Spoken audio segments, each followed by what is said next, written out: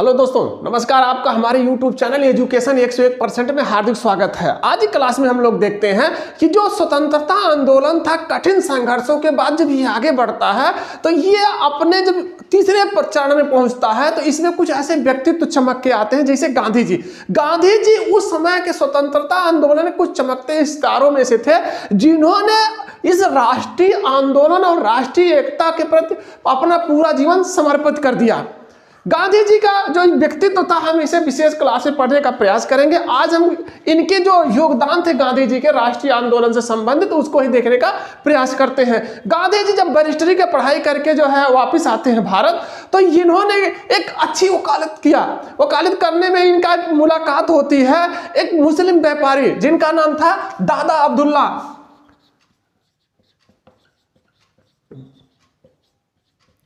दादा अब्दुल्ला ने क्या कहा कि गांधी जी से जब इनसे मुलाकात होती है तो दादा अब्दुल्ला गांधी जी से काफी प्रभावित होते हैं। उन्होंने कहा कि गांधी जी से कि आप हमारा जो है मुकदमा लड़िए। उन्होंने गांधी जी ने कहा ठीक है, हम आपका मुकदमा लड़ेंगे।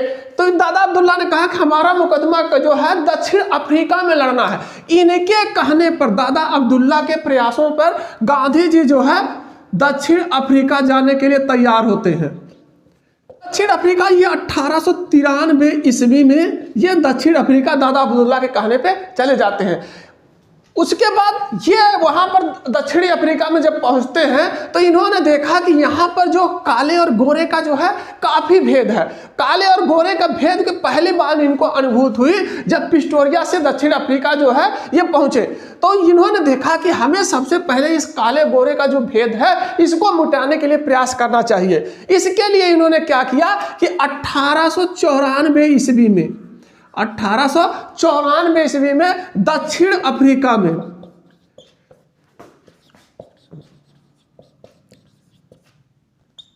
नटाल इंडियन कांग्रेस की स्थापना कर दी।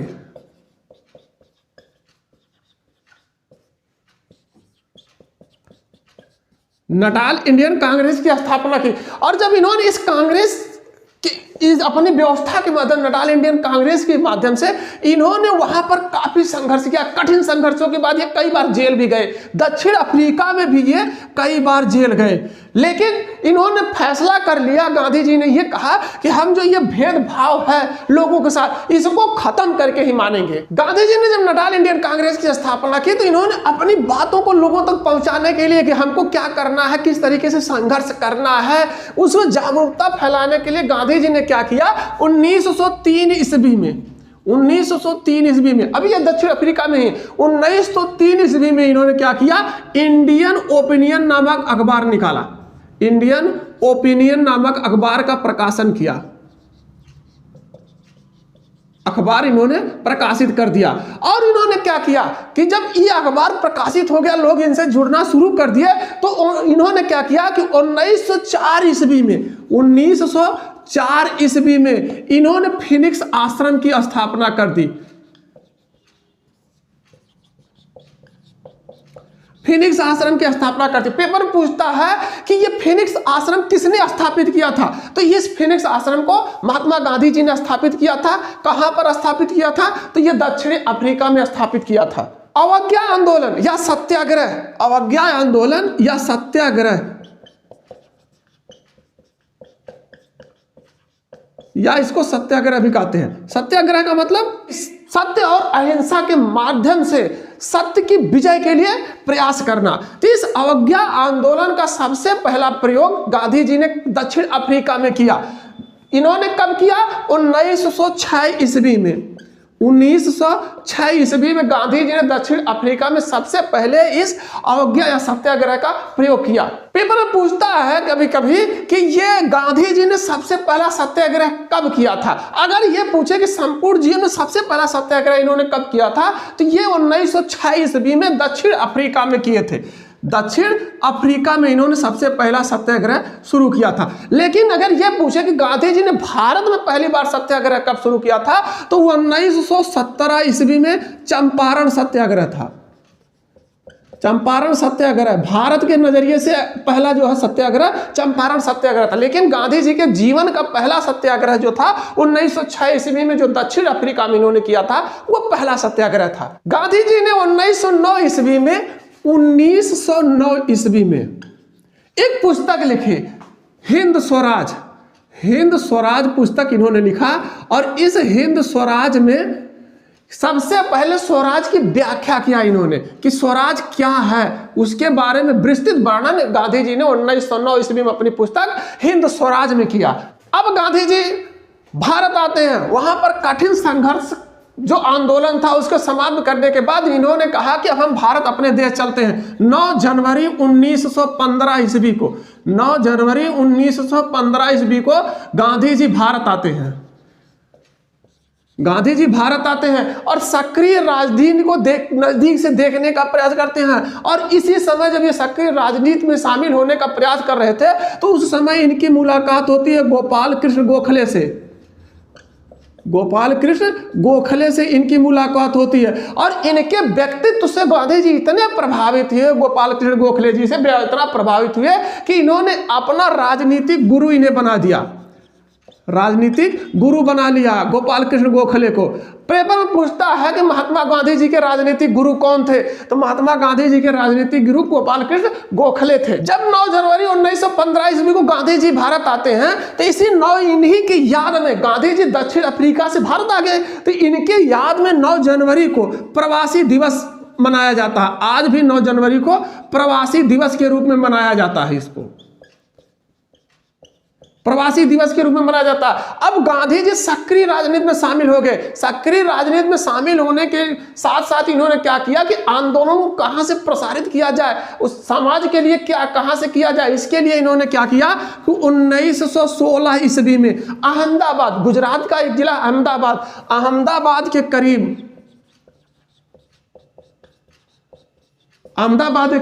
साबरमती आश्रम की स्थापना कर दी।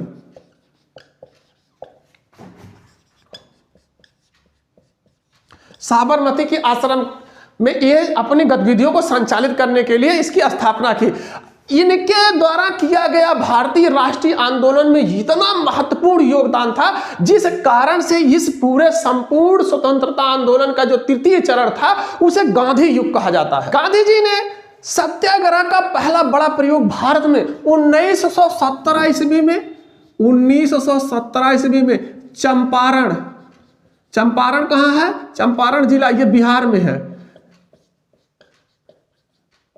चंपारण जिला बिहार में किया। इन्होंने किया वहां पर क्या कि यहां पर जो किसान थे, चंपारण जिले में जो किसान थे उन पर जो है विदेशी जो जमींदार तरीके से कार्य करते थे, और हम कह सकते हैं विदेशी कंपनियां थी, वो लोग किसानों के ऊपर काफी अत्याचार करते। जैसे क्या अत्याचार करते थे कि अगर इनकी 3/20 लट्ठा भूमि है तो इसमें से, जैसे मान लीजिए 20 लट्ठा भूमि है तो इसमें से 3 लट्ठा इनको नील की खेती करना अनिवार्य था। आप मजबूरन नील की खेती करेंगे, बेशक इससे ज्यादा आपको दूसरी फसलों में मुनाफा मिले, लेकिन आपको जो है नील उत्पादक जो कंपनियां थी उन लोगों से जो अनुबंध कर लेते थे जबरन, और साथ में क्या कहते थे नील उत्पादन आपको 3/20 कट्ठे में से तीसरा जो है हिस्सा 3 कट्ठा जो है नील की खेती करना अनिवार्य है। वो भी जो उपजाऊ भूमि हो भी उसमें से 3 कट्ठा माना जाएगा, उसमें आपको नील की खेती करना अनिवार्य है। साथ में जो आप बेचेंगे ये नील वो उनके दामों पर ही बेचेंगे, आप अपना दाम नहीं लगा सकते, केवल आप उत्पादन करिए, आप खेती करिए और दाम जो लगाएंगे वो अपनी मनमर्जी का दाम लगाएंगे। इसको कहते थे 3 कठिया पद्धति।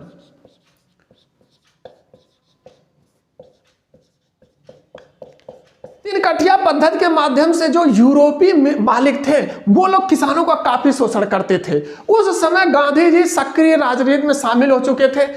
जो कांग्रेस का आंदोलन होता था या कांग्रेस की बैठकें होती थी उसमें गांधी जी शामिल होते थे। उसी समय इस चंपारण बिहार का ही एक किसान राजकुमार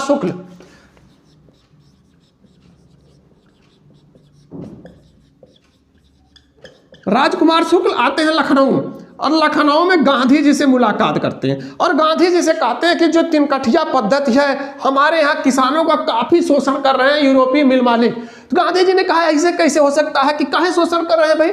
तो उन्होंने कहा कि इसमें से जो है 3 कठिया पद्धति में है कि दाम भी वही लगाएंगे, मजबूरन हमको खेती भी करवाएंगे। गांधी जी ने कहा चलिए हम देखते हैं। गांधी जी वहां पहुंचते हैं, उन्होंने यूरोपीय मिल मालिकों से बात किया, उनको समझाने का प्रयास किया, लेकिन यूरोपीय मिल मालिक मानने के लिए तैयार नहीं हुए। आखिर में गांधी जी ने क्या कहा कि हम अनशन करेंगे, हम आपका विरोध करेंगे। गांधी जी ने अनशन किया। आखिर में मजबूर होकर यूरोप मिल मालिकों ने ये 3 कठिया पद्धति को समाप्त करने का फैसला लिया। इस प्रकार से 1917 ईस्वी में चंपारण जिला जो बिहार में था, पहला सत्याग्रह सफल हुआ। और इसी चंपारण सत्याग्रह के दौरान रविंद्रनाथ टैगोर चंपारण सत्याग्रह के दौरान ही रविंद्रनाथ टैगोर ने गांधी जी को महात्मा की उपाधि दी। महात्मा की उपाधि दी। अब से गांधी जी को महात्मा गांधी जी कहना शुरू कर दिया गया। चंपारण की सफलता के बाद गांधी जी का अगला सत्याग्रह 1918 ईस्वी में 1918 ईस्वी में अहमदाबाद की टेक्सटाइल मिल, अहमदाबाद में एक कॉटन की टेक्सटाइल मिल थी।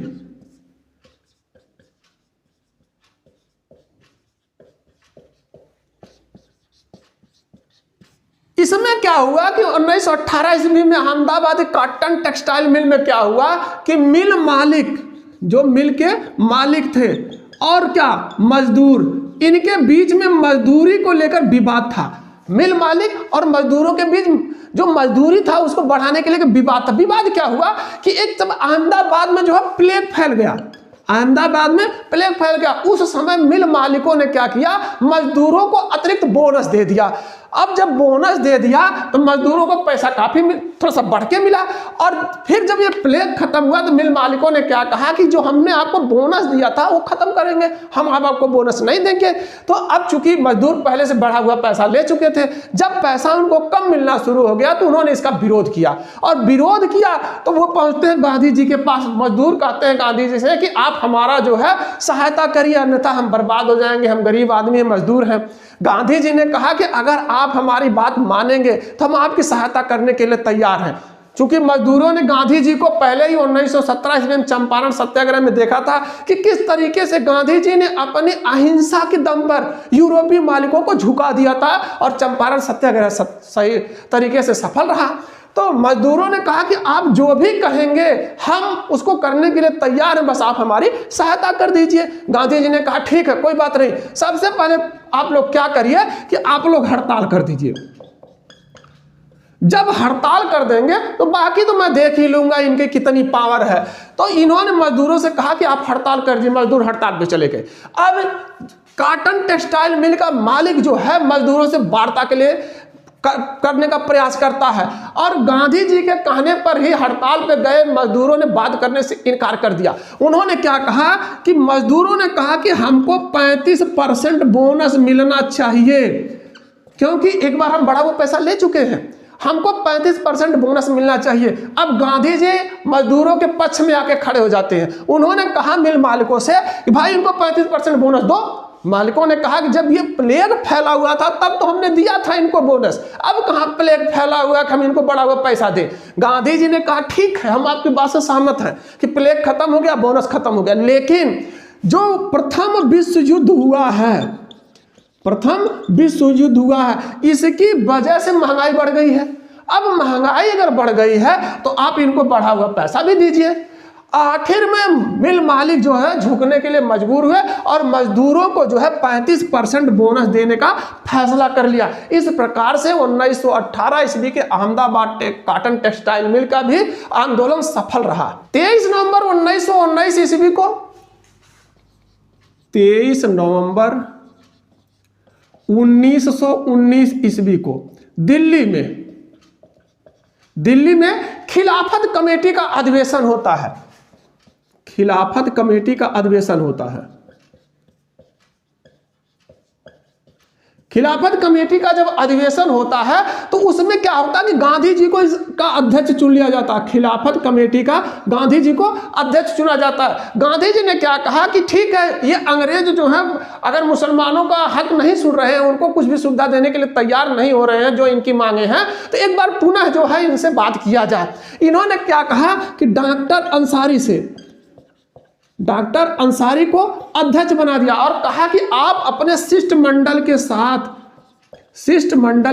साथ एक बार वायसराय से मिलने चले जाइए। वायसराय से मिलने चले जाइए। और यह शिष्टमंडल वायसराय से मिलने भी जाता है, लेकिन इनको सफलता नहीं मिलती है। फिर गांधी जी ने कहा कोई बात नहीं, एक बार अगर ये छोटा जो वायसराय है अगर ये छोटे पद वाला नहीं मान रहा है तो हम एक काम करते हैं, इंग्लैंड चलते हैं, उनसे हम वार्तालाप करते हैं, अगर वो नहीं मानेंगे तभी कुछ किया जाएगा। तो इन्होंने एक शिष्टमंडल इंग्लैंड भी भेज दिया। गांधी जी के कहने पर एक शिष्टमंडल इंग्लैंड भी चला गया, लेकिन इन दोनों शिष्टमंडलों को अपेक्षित सफलता नहीं मिली। जिस उद्देश्य से ये गए थे उनको सफलता नहीं मिली। इससे दुखी होकर 31 अगस्त 1920 ईस्वी को 31 अगस्त 1920 ईस्वी को यह फैसला हुआ कि आज के दिन खिलाफत दिवस के रूप में मनाया जाएगा। खिलाफत दिवस के रूप में मनाने का फैसला लिया गया। क्या हुआ कि सितंबर 1920 ईस्वी में कांग्रेस का विशेष अधिवेशन बिना बुलाया जाता है। सितंबर 1920 ईस्वी में कांग्रेस का विशेष अधिवेशन बुलाया जाता है। कहां बुलाया जाता है? यह कलकत्ता में बुलाया जाता है। कलकत्ता में जो है लाला लाजपत राय की अध्यक्षता में, लाला लाजपत राय की अध्यक्षता में सितंबर 1920 ईस्वी में कांग्रेस का विशेष अधिवेशन किया जाता है और इसमें यह फैसला लिया जाता है कि जो असहयोग आंदोलन है यह पारित कर दिया गया। अर्थात यह असहयोग आंदोलन होगा ऐसा निर्णय जो है स्वीकार कर लिया गया। सितंबर 1920 ईस्वी में जो कांग्रेस का विशेष अधिवेशन बुलाया गया कलकत्ता में, उसके बाद क्या हुआ कि दिसंबर 1920 ईस्वी में कांग्रेस का जो वार्षिक अधिवेशन होता था कि प्रत्येक वर्ष बाद कांग्रेस का एक अधिवेशन होगा ही होगा, तो उसी तरीके से दिसंबर 1920 ईस्वी में कांग्रेस का जो अधिवेशन वार्षिक है, विशेष नहीं वार्षिक अधिवेशन है। प्रत्येक वर्ष के बाद जो अधिवेशन होता था वार्षिक अधिवेशन कहां पर हुआ? नागपुर में हुआ। और इस नागपुर वाले अधिवेशन में, वार्षिक अधिवेशन में यह फैसला लिया गया कि जो ये असहयोग आंदोलन है इसको अंतिम रूप से पारित कर दिया गया। अंतिम रूप से प्रस्ताव को पारित कर दिया गया कि अब असहयोग आंदोलन होके ही रहेगा, हम लोग असहयोग करेंगे अंग्रेजों के साथ। और इसी जो नागपुर वाला अधिवेशन था कांग्रेस का वार्षिक अधिवेशन, इसी में कांग्रेस ने अपना लक्ष्य भी बदला। अभी तक क्या था कि वो क्या कहते थे कि ये जो ब्रिटिश शासन है, ब्रिटिश शासन पड़ा रहे, लेकिन हमको क्या दे दें कि केवल हमको ये लोग स्वशासन दे दें, अच्छा सा शासन दे दें। लेकिन जब इस नागपुर वाले में कांग्रेस का वार्षिक अधिवेशन हुआ तो इन्होंने अपना लक्ष्य भी बदल दिया। कहा अब हमको स्वशासन कुछ नहीं चाहिए, अब हमको स्वराज चाहिए। अब हमें स्वराज से कुछ भी कम मंजूर नहीं है। अभी तक हम लोग जो स्वशासन की मांग कर रहे थे वो अब खत्म करिए बात, अब हमको केवल स्वराज चाहिए। अब कांग्रेस के अधिवेशन में भी असहयोग आंदोलन पर सहमति बन गई। अब गांधी जी ने यह कहा कि असहयोग आंदोलन अब शुरू कर देना चाहिए, लेकिन अब क्या है कि अगर हमें किसी का विरोध करना है तो उसके द्वारा दी गई जितनी भी चीजें हैं उसको हम वापस कर देंगे। तो गांधी जी को एक उपाधि मिली हुई थी। जब प्रथम विश्व युद्ध था, जब पहला विश्व युद्ध था तो उसमें गांधी जी ने अंग्रेजों का साथ दिया था। इस उद्देश्य से गांधी जी ने साथ दिया था कि अगर हम अंग्रेजों का साथ देंगे तो अंग्रेज हमें आसानी से जो स्वशासन दे देंगे, स्वराज दे देंगे। लेकिन विश्व युद्ध के बाद जो है अंग्रेज इस पर विचार करने से इनकार कर दिया। उसी प्रथम विश्व युद्ध में जो गांधी जी ने अंग्रेजों की सहायता की थी, उस समय इनको कैसर-ए-हिंद की उपाधि मिली हुई थी। कैसर ये हिंद की उपाधि दिए थे अंग्रेजों ने। और जब ये प्रथम विश्व युद्ध में अंग्रेजों की सहायता कर रहे थे तो उसी समय भारतीयों ने इन्हें भर्ती करने वाला सर्जेंट कहा था कि ये अंग्रेजों के लिए काम कर रहे हैं, ये भर्ती करने वाले सर्जेंट हैं। तो जब असहयोग आंदोलन शुरू करने की बात हुई तो महात्मा गांधी ने क्या कहा कि सबसे पहले इस कैसर हिंद की उपाधि को वापस करो। जब गांधी जी ने इस कैसर हिंद की उपाधि जो है वापस कर दिया, उसके बाद इन्हीं की देखा देखी कई लोगों ने भी अपनी उपाधियां वापस कर दी, जैसे जमनालाल बजाज। इन्होंने क्या किया कि इन्हें जो है एक राय बहादुर की उपाधि मिली हुई थी, राय बहादुर की उपाधि मिली हुई थी, इन्होंने इसको वापस कर दिया। कहा हमको कोई विशेष उपाधि की जरूरत नहीं, हम बिना उपाधि के ही भारतीयों के साथ जो है कंधा से कंधा मिला के खड़ा होना चाहते हैं। और क्या हुआ कि अब जब गांधी जी ने अपनी उपाधि वापस कर दी, जमनालाल बजाज ने अपनी उपाधि वापस कर दी, तो बहुत से वकील ऐसे थे जिन्होंने अपनी वकालत छोड़ दी और वकालत छोड़ने के बाद असहयोग आंदोलन में कूद पड़े, असहयोग आंदोलन में कूद पड़े।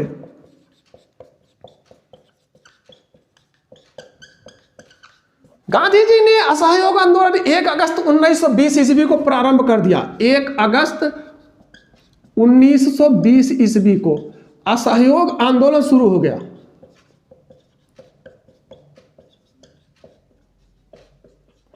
जब असहयोग आंदोलन शुरू हो गया तो सभी जो जितने भी इसके सदस्यगण थे उनको ये लगा, जितने भी इसमें असहयोग आंदोलन में भागीदारी लेने वाले लोग थे उनको लगा कि बगैर पैसे का तो कुछ नहीं होने वाला है, किसी भी कार्य को सफल अगर करना है तो उसमें धन की जरूरत होती है। अब क्या किया जाए, धन कैसे एकत्रित किया जाए। तो जो इन लोगों ने सहयोग दिया था, इन लोगों ने जो इसमें शामिल थे, उन लोगों की सलाह पर 1921 ईस्वी में 1921 ईस्वी में एक तिलक स्वराज फंड की स्थापना की गई। तिलक स्वराज फंड की स्थापना की गई और लोगों से कहा गया कि जो भी दान देना चाहते हैं, जो भी असहयोग आंदोलन में भागीदारी करना चाहते हैं धन के द्वारा, ये तिलक स्वराज फंड में जमा करा सकते हैं। इस अपील के बाद भारतीयों में इतना उत्साह था कि हमें किसी भी तरीके से जो स्वराज मिलना चाहिए, अंग्रेज भारत से भागे। उन लोगों ने क्या किया, इस तिलक स्वराज फंड में जो है मात्र 6 माह में 1 करोड़ रुपया इसमें जमा हो गया। बस ये देखिए, मात्र 6 महीने की बात थी, 6 महीने में ही 1 करोड़ रुपया जमा हो गया, जो कि काफी बड़ी रकम थी उस समय के लिहाजा से। ये काफी बड़ी रकम थी, 6 महीने में जमा हो गया। और भारतीयों ने क्या कहा, पैसे की कोई चिंता नहीं करना, बस किसी भी तरीके से इन अंग्रेजों को जो है भारत से भगाइए। पैसा तो हम लोग दान करते रहेंगे, सभी लोग चंदा इकट्ठा करके देते रहेंगे, लेकिन इन भारतीयों को भारतीयों को स्वतंत्रता मिलनी चाहिए, अंग्रेज भारत से भागे। जब ये असहयोग आंदोलन अपने चरम पर था तो अंग्रेजों ने दमनकारी नीति शुरू कर दिया। जितने भी नेता थे उस समय के प्रमुख नेता, उनको गिरफ्तार करना शुरू कर दिया। तरह तरह से इस असहयोग आंदोलन को दबाने का प्रयास किया। पेपर में एक चीज पूछता है कि इस असहयोग आंदोलन में गिरफ्तार होने वाला पहला प्रमुख नेता कौन था, तो पहला प्रमुख नेता थे मोहम्मद अली इस असहयोग आंदोलन के द्वारा गिरफ्तार होने वाले पहले नेता थे। अब 1921 ईस्वी में प्रिंस ऑफ वेल्स का भारत आगमन था। जब इन भारतीयों ने सुना कि प्रिंस ऑफ वेल्स आ रहे हैं तो इन लोगों ने क्या कहा कि इनका जो है स्वागत हम काले झंडे से करेंगे, अर्थात हम इनका विरोध करेंगे। काले झंडे के माध्यम से, काला झंडा जब हम इनको दिखाएंगे तो इनको स्वतः पता चल जाएगा कि ये जो भारतीय है इनको कुछ ना कुछ तकलीफ है, और इसलिए इनका विरोध जो है हमको पता करना चाहिए कि क्यों ये विरोध कर रहे हैं। तो भारतीयों ने यह फैसला किया जो प्रिंस ऑफ वेल्स आ रहे हैं इनका विरोध किया जाए और इनको काला झंडा दिखाया जाए। जनता का उत्साह इतने चरम पर था, एक घटना घटती है 5 फरवरी 1922 ईस्वी को। 5 फरवरी 1922 ईस्वी को यह घटना कहाँ घटती है, संयुक्त प्रांत, जो आज उत्तर प्रदेश है, पहले यह संयुक्त प्रांत था।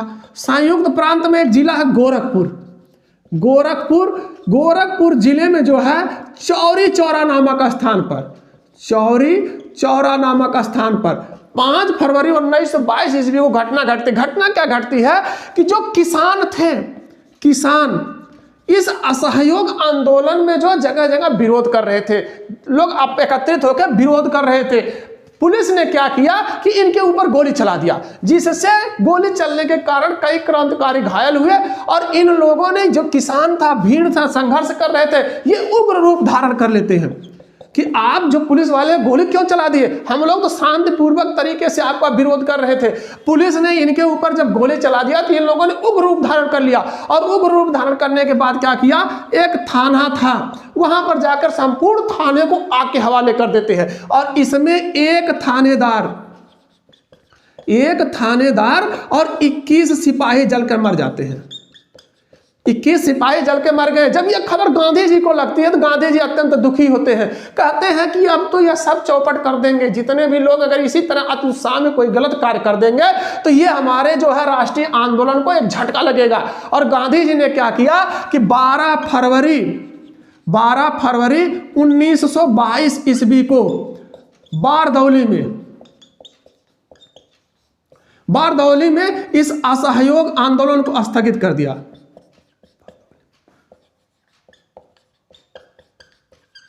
असहयोग आंदोलन को इन्होंने स्थगित कर दिया। जब उस समय के कई प्रमुख नेताओं ने इसका विरोध किया और गांधी जी को कहा कि आप गांधी जी गलत कर रहे हैं, लेकिन गांधी जी ने किसी की कुछ भी नहीं सुना। उन्होंने कहा कि हम असहयोग आंदोलन नहीं चलाएंगे।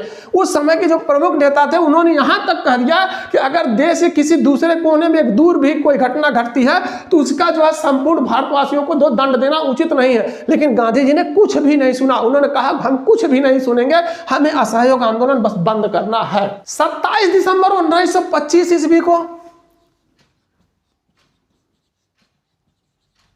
27 दिसंबर 1925 ईस्वी को बंबई में कुछ ऐसे क्रांतिकारियों का जमावड़ा होता है जिन्हें जो है भारतीय राष्ट्रीय आंदोलन में भागीदारी का अहम योगदान था। उन्होंने लोगों ने क्या कहा कि हम एक अलग पार्टी बनाते हैं।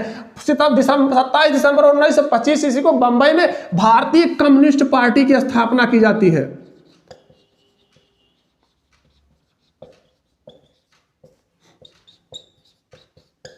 कम्युनिस्ट पार्टी की स्थापना की जाती है। यही भारतीय कम्युनिस्ट पार्टी जो प्रारंभ में थी, सबसे पहले इसी भारतीय कम्युनिस्ट पार्टी ने ही क्या कहा कि भारत को पूर्ण स्वाधीनता चाहिए। पूर्ण स्वाधीनता की मांग करने वाला कोई भी व्यक्ति था तो यह भारतीय कम्युनिस्ट पार्टी थी। कांग्रेस की गैर प्रगतिशील नीतियों से असंतुष्ट होकर कुछ क्रांतिकारी ऐसे थे जो कांग्रेस की गैर प्रगतिशील नीतियों से असंतुष्ट थे। उन्होंने क्या किया, जुलाई 1931 ईस्वी में बिहार समाजवादी दल का गठन किया। बिहार समाजवादी दल का गठन किया। इस दल का गठन में किसका अहम योगदान था? जयप्रकाश नारायण,